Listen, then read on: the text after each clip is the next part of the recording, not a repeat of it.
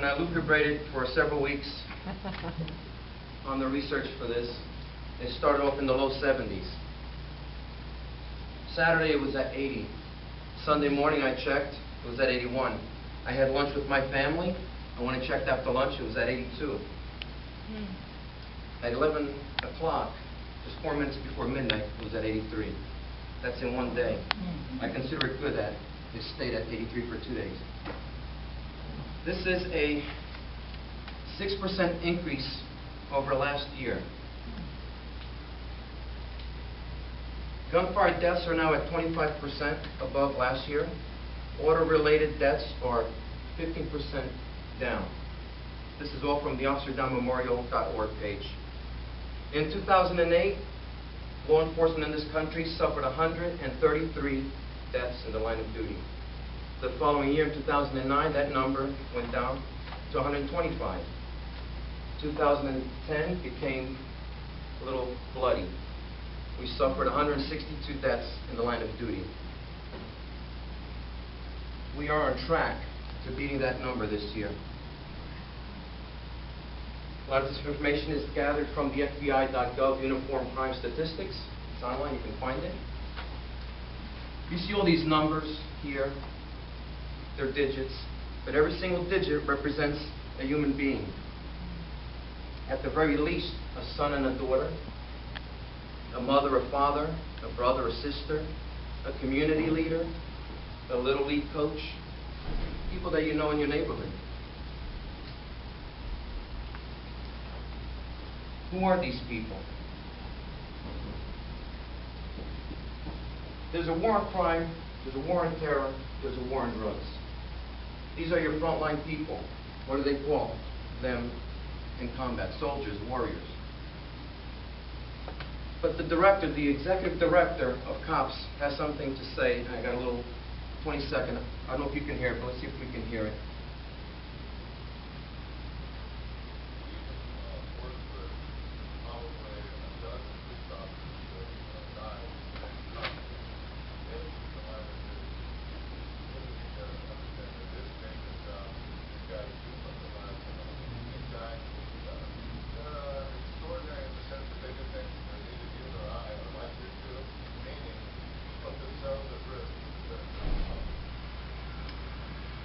I couldn't have said it any better.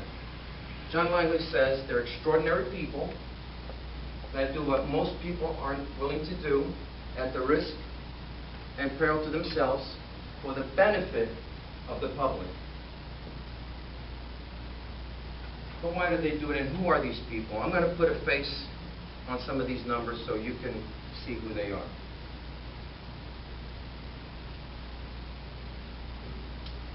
Betty Dunn Smothers, also known as Corporal Betty Dunn Smothers of the Baton Rouge Police Department. Betty is a single mother of 6 children. This is her oldest, Laura. A proud mother, a beautiful lady. Betty worked extra duty assignments to provide a better life for her 6 children. On the night of January 7th, 1993, Betty was working an extra duty assignment. She was escorting the manager of the store to the bank's night deposit box. She was in full uniform in a marked patrol car with the manager when she was ambushed at the bank by 3 cowards, shot and killed her inside her car. Her oldest son, Warwick, who had just turned 18 2 days before, had to go to the hospital and identify her. She was still wearing the white pearl earrings he gave her as a present, except they were red with blood. But Betty done good. Betty was extraordinary. Betty was extraordinary. She raised a good boy who grew up to be a good man. Warwick became a very successful football player, and not only that, Warwick went on to found a charitable organization that helps single mothers achieve their dream of owning their first home. Betty had done good. A couple of faces you might recall from recent memory here in the news. I felt home in New York recently, saved a little baby from his father as a gun who was going to kill him. Christopher Amoroso, 29 years old. Husband, father, warrior. Christopher died in the line of duty September 11, 2001. Along with 36 of his fellow Port Authority officers, New York suffered 23 losses. New York Fire Department, 343. Can you imagine the ripple effect in communities, families, 8 paramedics, and the U.S. civilian count was close to 3,000. All those people, when that was happening, were going this way.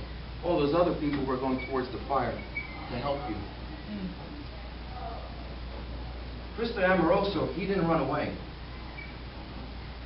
This is one of the last known photographs of Christopher Amoroso. He kept going back into the towers. They say that Chris was badly burnt. Chris isn't burnt. His hair is just fine. His uniform is just fine. Retired Lieutenant Colonel David Grossman, expert in combat physiology and psychology, author. All his book is required reading at the FBI Academy, Secret Service, military, and numerous other places. In his book on combat, he talks about a condition called vasoconstriction. Vasoconstriction is white with fear. You see me get red blush when I get up here and I get nervous and excited or something?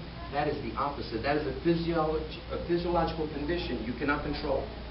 Even through his fear, he kept going back inside and bringing people out. Until the last time, when he went into the North Tower and it collapsed.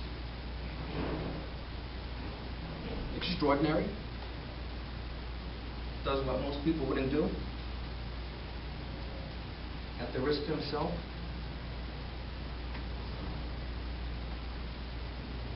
What do you call it? When you see the news report on the news, and they give you the statistic, and somebody died in the line of duty, it's just a number. It's not just a number, it's a human being that makes a difference to a lot of people. Their mothers, their fathers, their brothers, their sisters, their children, and their community at large. When you lose one of them, you're all affected. It's the Toastmasters.